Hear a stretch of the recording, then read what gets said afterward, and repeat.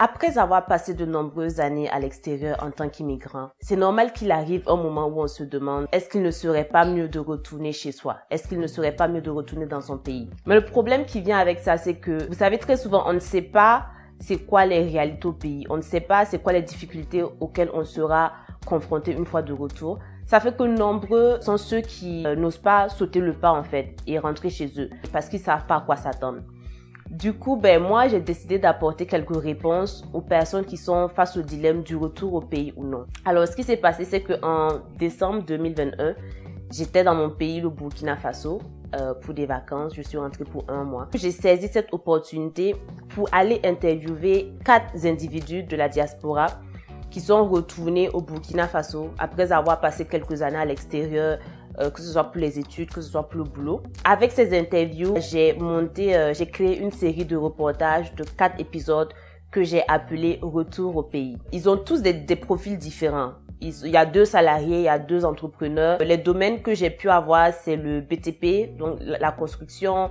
Il y a un juriste qui travaille chez UBA, la banque UBA. Il y a une géologue qui travaille dans les mines. Le 4e intervenant, lui, il est dans le domaine de l'informatique, dans le domaine des technologies. Chaque épisode sera vraiment dédié à un individu. Moi, mon objectif, c'était d'essayer de tacler 3 principaux points.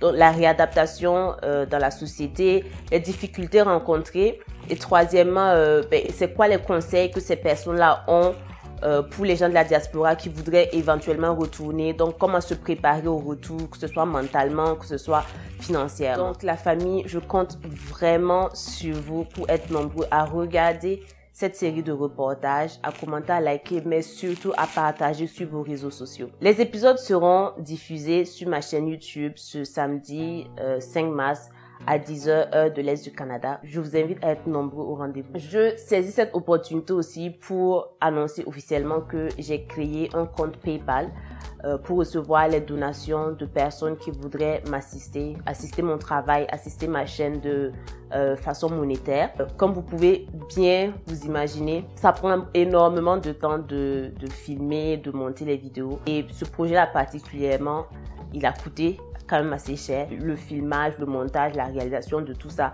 ça a coûté quelque chose. Du coup, j'apprécierais énormément toute contribution monétaire que quiconque est prêt à apporter. Bon, j'avais créé le compte PayPal depuis un moment, mais j'avais pas dit clairement que ça existait. Donc, ceux qui veulent, voilà, m'assister financièrement, le compte PayPal, il est en commentaire. Donc, encore une fois, rendez-vous ce samedi 5 mars à 10h, heure de l'Est du Canada. Commentez, likez, partagez en masse la famille. Vraiment, je compte sur vous. Vous-même, vous me connaissez.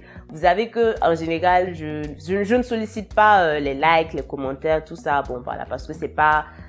Je l'ai toujours dit, ma chaîne YouTube, vraiment, le but, c'est pas forcément les vues et tout. Oui, les vues, c'est bien, faire de l'argent et tout, c'est bien, mais vraiment, le but, c'est de partager l'information utile aux gens pour améliorer les vies des gens. Les messages que ces intervenants-là ont bien voulu partager avec moi, je trouve que c'est des messages super importants et il faudrait que tout le monde ait accès à ça. Ça va vous aider à répondre à certaines questions que vous avez par rapport au retour au pays. On se dit à samedi et en attendant, portez-vous bien et à bientôt les amis. Bye.